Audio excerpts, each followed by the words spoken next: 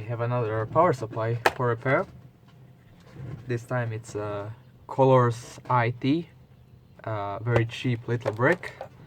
You know it's a cheap power supply because it says, first of all, it's very light. Second of all, you never heard of this company. And third of all, when you multiply 12 volt, your computer, a modern computer, draws like 99% of its power from 12 volt rails. So a power supply is only as powerful as its 12 volt rail is. So in this case, you have 12 volts times 18 amps, and it's only a 216 watt power supply. So yeah, it's a cheap garbage, but hey, let's fix it. So what do we know about this power supply? First thing we see is the fan does actually work, which is kind of rare on these cheap bricks. And when we plug it in and use a tester on it,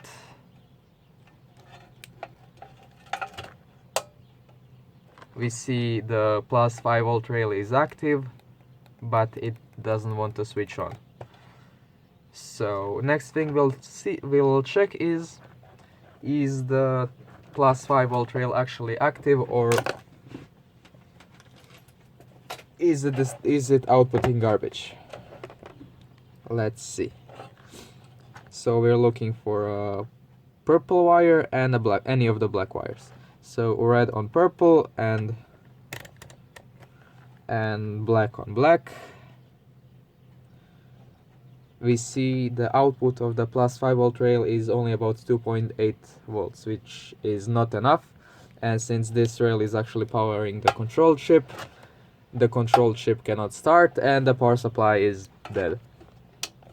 So let's see, well, let's have a look inside.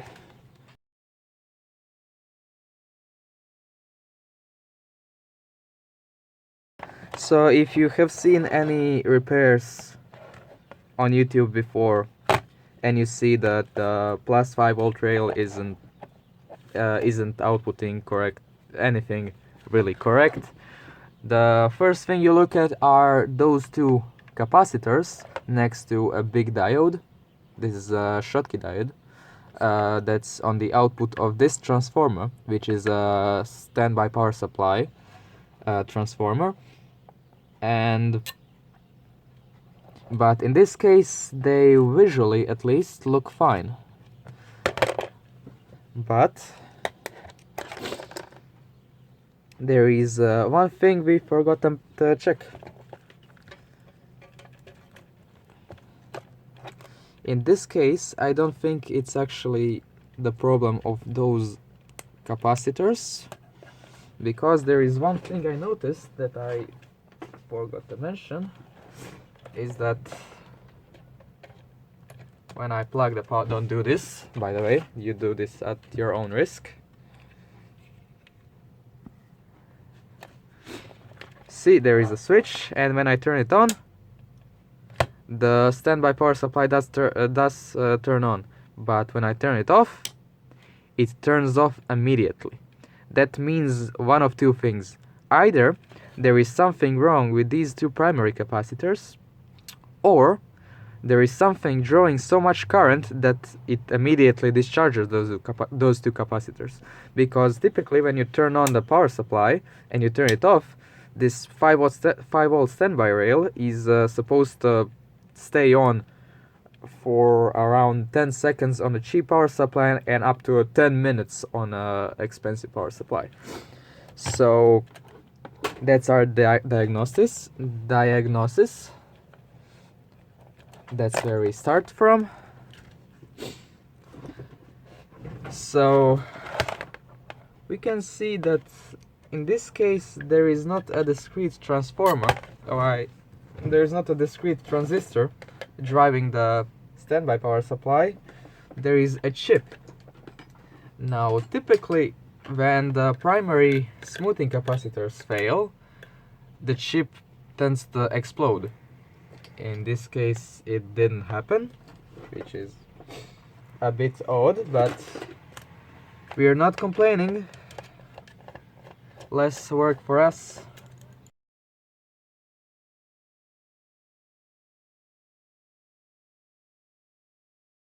And now, because the standby power supply does actually work, we can basically rule out anything on the outside, because you can basically rule out the bridge rectifier, the fuse, and basically everything on the outside. Now, because we noticed that the power supply turns off immediately when you turn off the power, those two big capacitors are our first suspect. So let's get them out.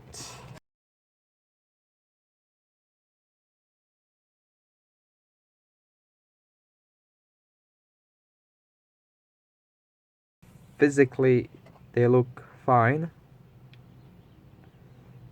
which is not, but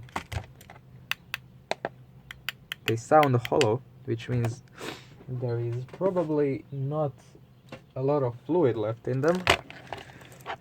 Let's take a look at the of course, when you're using a tester, make sure the capacitors are discharged, otherwise you will break your tester. And it literally doesn't even detect the capacitor. The other one,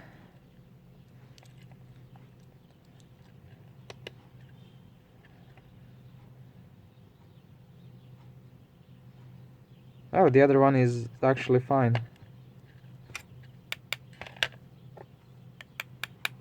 Huh. This is quite a rare fault. A capacitor without any signs just fails internally.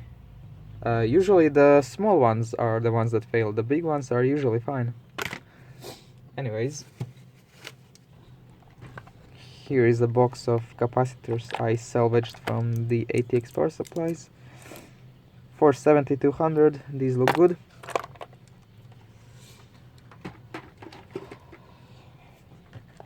Let's test those.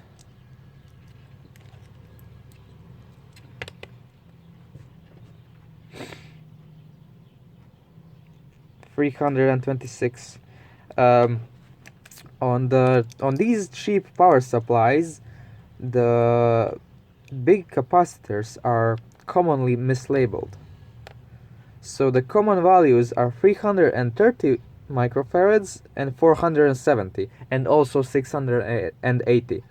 And you can quite often see 470 microfarad capacitors that are actually 330 microfarad capacitors. You know that because they are probably both the same value. And in my case they are both 330 microfarad capacitors, but since this is only a 200 watt power supply, they will do fine. So we're good to use these. Actually, let me see, one of these actually worked. Let's see what the originals were saying. I'm not quite sure which one was the working one.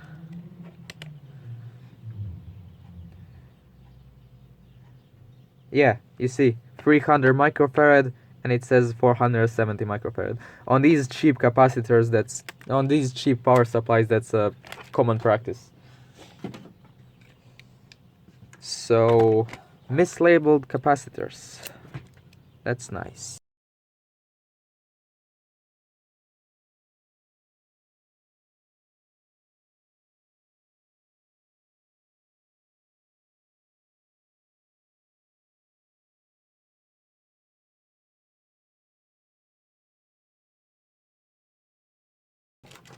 I will once again check for polarity. Oh, actually, I cannot do that from here. Oh, that sucks. Anyway, the negative stripe is matched to the black line on the PCB. And now let's just plug it in and see what happens. Don't do this at home, or you can do it. I'm not your father, but do it at your own risk. What I mean to say. And we have 5 volts. Oh, really nothing.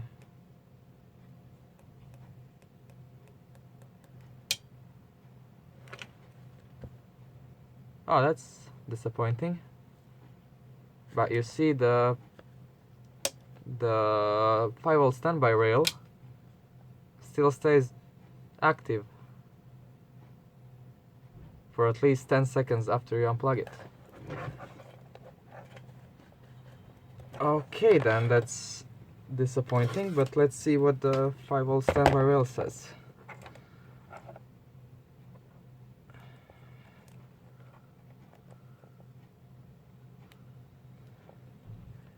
Standby rail says 2.95. 2.95.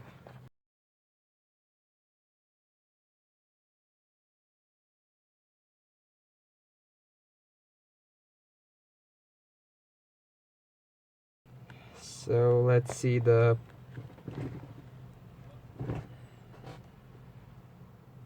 main power rail.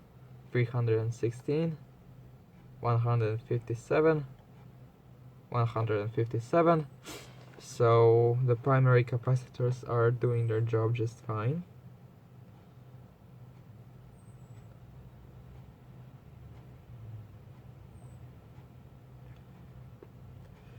So those two big pads are likely our Schottky diode.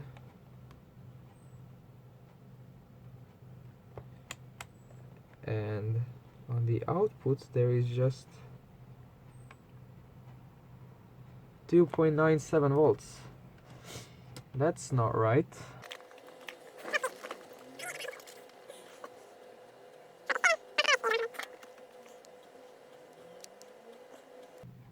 Don't you love it when nothing goes according to the plan? Let's see. That's negative, so that's positive.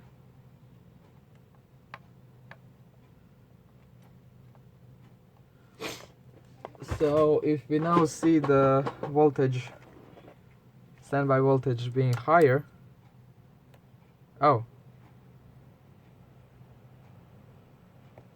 well, the power supply now turns on and the power OK signal is active. So what I did is this is the standby power supply transformer right here. Its output goes to the big fat Schottky diode, and its output goes to a capacitor right here. And across that capacitor I connected another capacitor in parallel to see if the voltage rises to the 5 volts. The voltage jumped to 5 volt and the power supply started up. That tells me that the capacitor right here is way off tolerance. So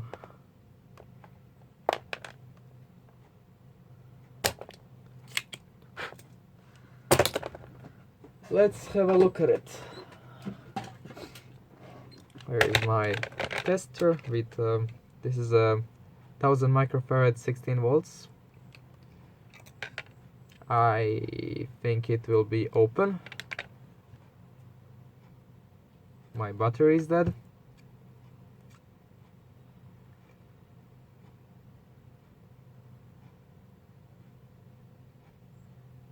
Come on.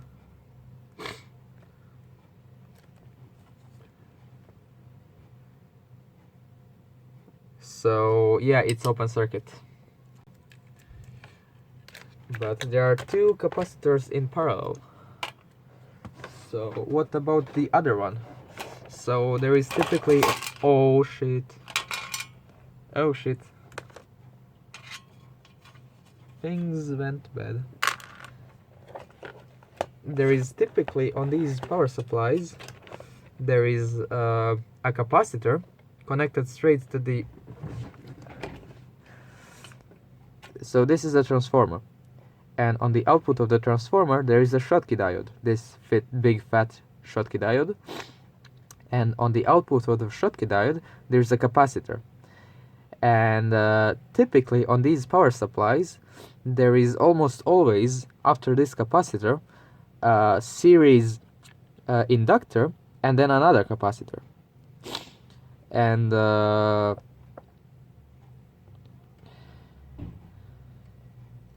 if this one fail, it's a good practice to replace this one as well. So let's see what's the state of that capacitor right there.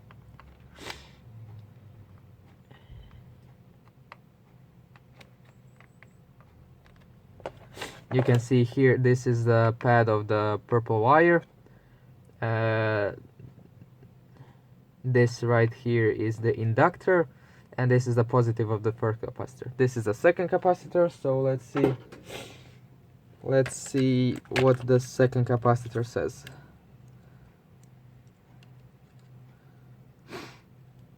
Second capacitor says, oh, the second capacitor is kinda okay. Common practice, if first one fails, replace the second one as well. They are not that expensive.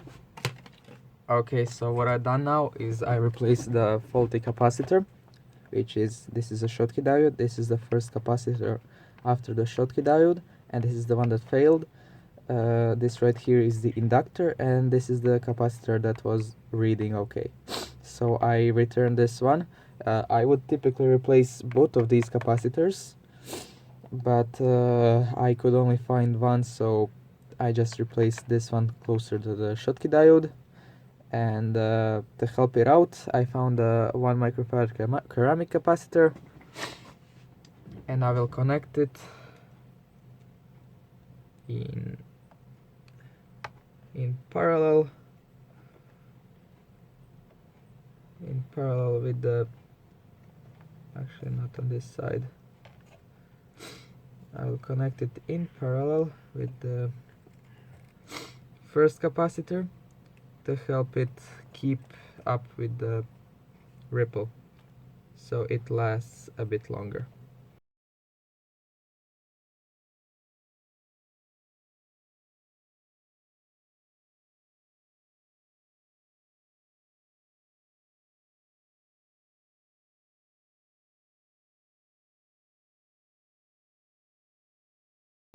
Okay. Okay, so what I did here is, focus please, thank you. This is the primary, this is the 5-volt standby transformer. These two pads are the Schottky diode, and on the output of this Schottky diode there was a faulty capacitor. Now I replaced this faulty capacitor with this neon green capacitor, which tested good on my tester. And this here is the inductor, and this is the second capacitor. This capacitor actually tested good, so I left it. I usually would replace it, but I couldn't find another capacitor that would fit here. So what I did instead is I added these two ceramic capacitors. They are 1 microfarad ceramic capacitors in parallel with both of these capacitors to help them keep up with the ripple, especially this one, because this one is the before the inductor, which means this one always sees way bigger ripple, and this is why this one typically fails always first. So let's test the power supply.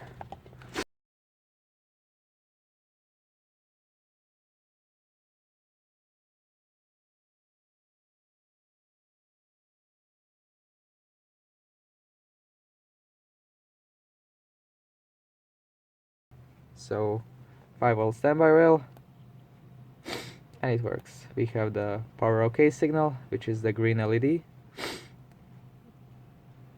and the fan spins.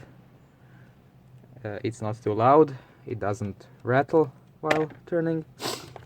Let's see the 5-volt standby rail.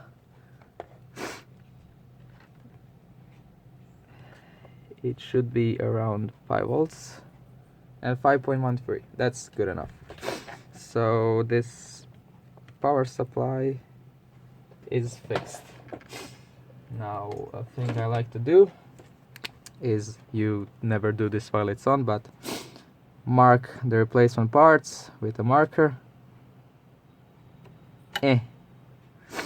So I know they have been replaced, and that's it. It's a fixed power supply. Now I just have to put it together and it's finito. Okay, so here's the finished power supply. And I turn it on. We see the standby power supply is running, and when I turn it off, it doesn't immediately turn off, but it stays on for a few seconds, and that's normal. That's how it should be. Now when I turn it on, you see the LED strip runs. We have the power OK, all the voltages are here, and the power OK signal turns on with a delay of about half a second. And that's it. We can once again check what's the voltage of the 5-volt standby rail. But it should be around 5 volts.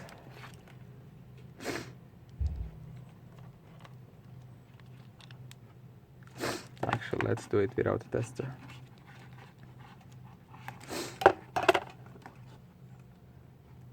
And the 5-volt standby rail is at 5.13. So that's it. Ace power supply is fixed. See ya. I hope this one doesn't catch on fire as well.